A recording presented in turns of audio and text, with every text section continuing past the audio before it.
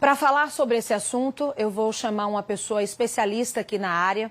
Pode chegar por aqui o Daniel Soares, ele que é psicólogo. Você pode colocar aqui, meu diretor, todo o currículo dele.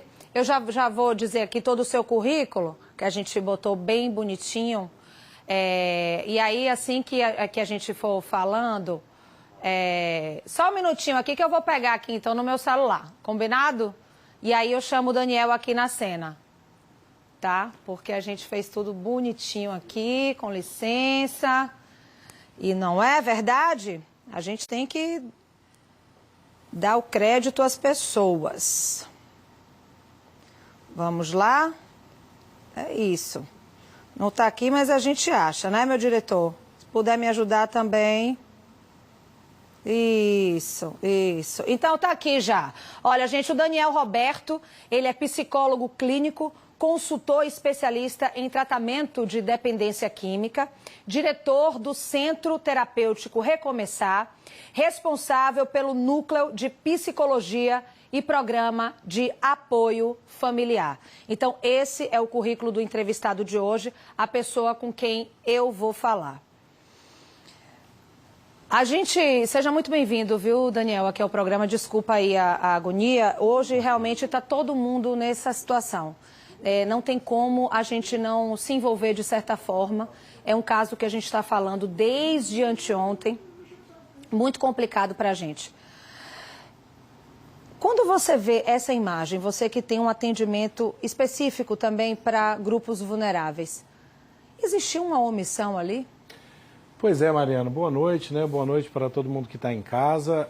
Quanto a fatos, não argumentos, né? De fato, precisava de atendimento, tanto é que, né, que teve esse desfecho tão trágico. Agora a gente precisa entender o que aconteceu, por que isso aconteceu, como melhorar e entender também todo esse processo de vulnerabilidade, como que isso realmente, né, interfere na sociedade, o papel de cada um individual e também enquanto sociedade, enquanto poder público, para pensar realmente formas, políticas públicas, apoio, estrutura para que casos como esse, né, não voltem a acontecer.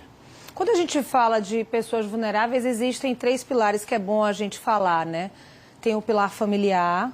Perfeito. A gente pode falar também do Estado, no sentido de instituições responsáveis por isso.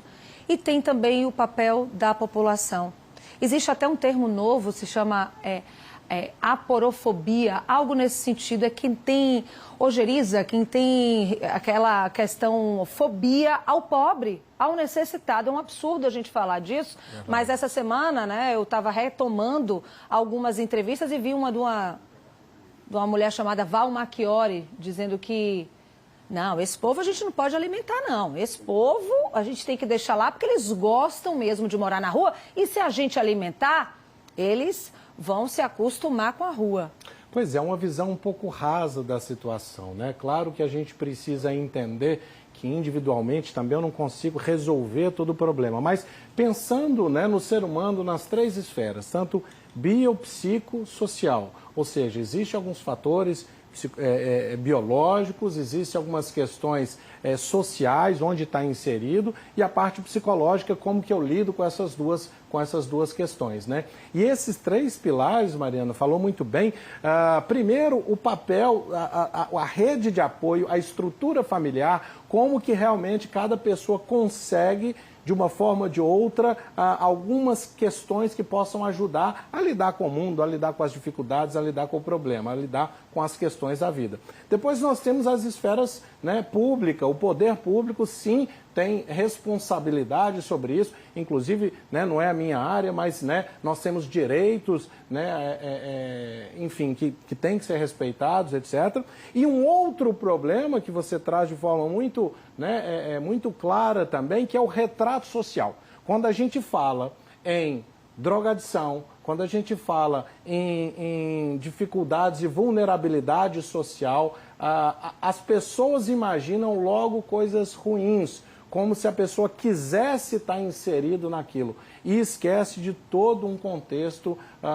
que faz com que a pessoa esteja ali. E aí, neste momento, é muito complicado porque Quando eu falo, essa pessoa deveria estar trabalhando, deveria fazer alguma coisa, se eu dela não vai ter, a gente desconsidera todo o contexto que levou. Cada um de nós, cada indivíduo é único e todas as experiências que levaram a pessoa a chegar ali faz parte desse processo. Então, quando a gente fala de desenvolver a empatia, que é realmente aumentar esse senso de coletivo, é muito raso eu dizer que é simplesmente me colocar no lugar do outro. Sabe por quê? Porque quando eu falo que eu estou me colocando no lugar do outro, é com a minha experiência, com a minha formação, com as oportunidades que eu tive ou não, e aí fica de forma desleal, né? Às vezes quando um pai chega e fala assim, nossa, mas eu não entendo meu filho, ele tem tudo para ser feliz, ele tem tudo para ser uma boa pessoa e está aí no mundo das drogas.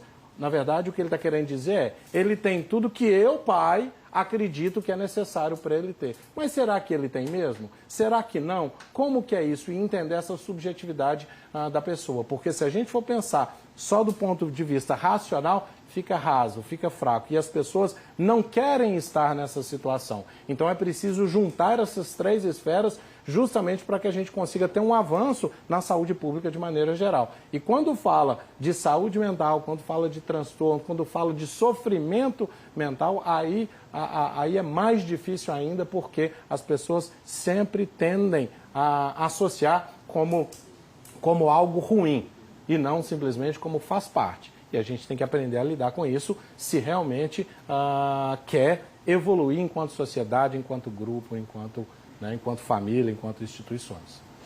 Hoje, no Brasil, a gente tem uma população de rua que passa de 100 mil brasileiros.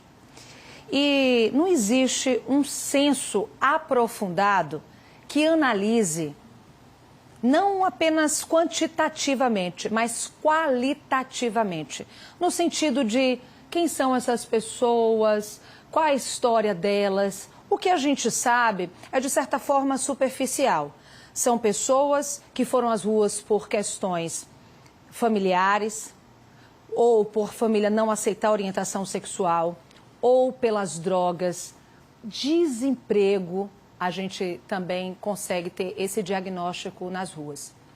E o que muito se diz da população, de uma forma geral, é: mas eles não querem ir para o abrigo, porque o abrigo tem hora para entrar e hora para sair. Se um morador em situação de rua for para um abrigo e conseguir o emprego, e o empregador disser para ele, você fica mais 1 hora aqui no trabalho, faz hora extra, ele já perdeu a hora de volta do abrigo, já perdeu o banho e já vai para o outro dia precisar trabalhar dormindo na rua, sujo. E a resolução dessa história, demissão. Quando você tira esse morador, né, esse homem em situação de rua, só corrigindo o nome que eu falei, é aporofobia. O nome que eu falei antes, aporofobia. É a pessoa que não gosta de pobre, que quer longe, que vê aquele homem em situação de rua como outro. Então, voltando para a questão do abrigo. Aquela pessoa consegue uma rede de apoio na rua. Todo mundo tem. Quem mora na rua tem uma rede ali. Se o abrigo fica distante, essa pessoa fica longe dessa rede de apoio. A gente precisa falar também que nem todo abrigo tem um lar. Muitas vezes é um colchão cheio de barata, sem nenhuma condição física ali para a pessoa morar, estrutural.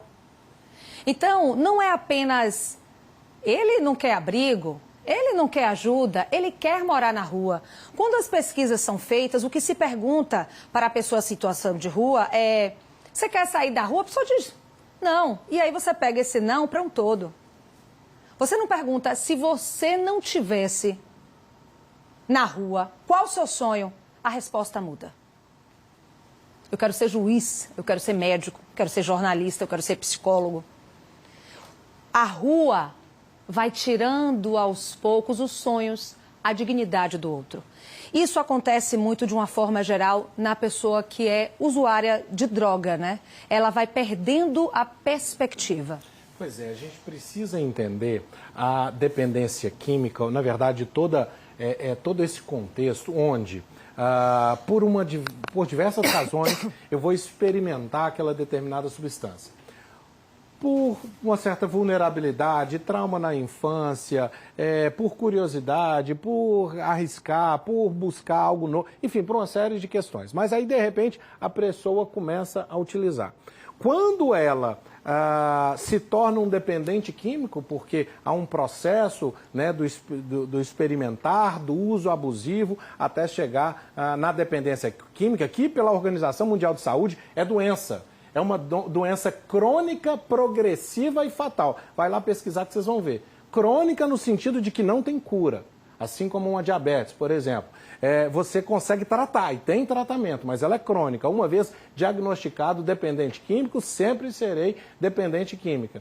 Ela é crônica, ela é progressiva, ou seja, ela tende a ir aumentando ao longo do tempo, né? Inclusive pela dose dependência, ou seja, vai sendo necessário uma quantidade maior para ter um efeito igual, e aí com isso realmente muito comum você ver as pessoas aumentando ou o consumo, ou então substâncias um pouco mais fortes, e ela é fatal. Ela é fatal por quê? Tanto ela vai trazer problemas de saúde, como também ela coloca num contexto, às vezes, de criminalidade, aumenta a chance de acidentes, enfim, de algum outro problema também, levando, por exemplo, em consideração a violência, etc. e tal. Uma vez que eu estou inserido e que isso duas vertentes, de forma compulsiva e obsessiva, ou seja, eu penso nisso a todo momento, há uma dependência de fato orgânica dentro disso, e eu quero fazer isso de forma desregrada, ou seja, eu quero muito e a todo momento. E aí a gente instala um ciclo vicioso, onde realmente é muito difícil de conscientemente a pessoa dizer assim, eu quero me tratar, eu quero sair. Existem vários mecanismos de fuga para poder ficar evitando isso. Daniel, complicou. Basicamente é o seguinte, é muito difícil de quando você está afogando, você conseguir ter noção do que está acontecendo e como pedir ajuda. Você precisa realmente de que alguém te tire dali e aí a partir desse momento você consegue recuperar e ter um pouquinho mais de dignidade e aí amplifica a sua visão em relação à coisa. Em relação ao problema, em relação à dificuldade. Quando a pessoa está inserida ali, é muito difícil de mudar. E aí a pessoa vai ficando nesse ciclo e se isso não for quebrado, realmente é muito difícil que ela sozinha busque essa ajuda. E atinge todo mundo, viu? Não é só a classe mais baixa. O êxtase está no condomínio de luxo, a cocaína também está no consultório médico, está na sala da advocacia, está nas TVs, está em todo lugar. Né? É bom a gente falar que o álcool está na casa do pobre, está na casa do rico, está na casa da pessoa em situação de rua.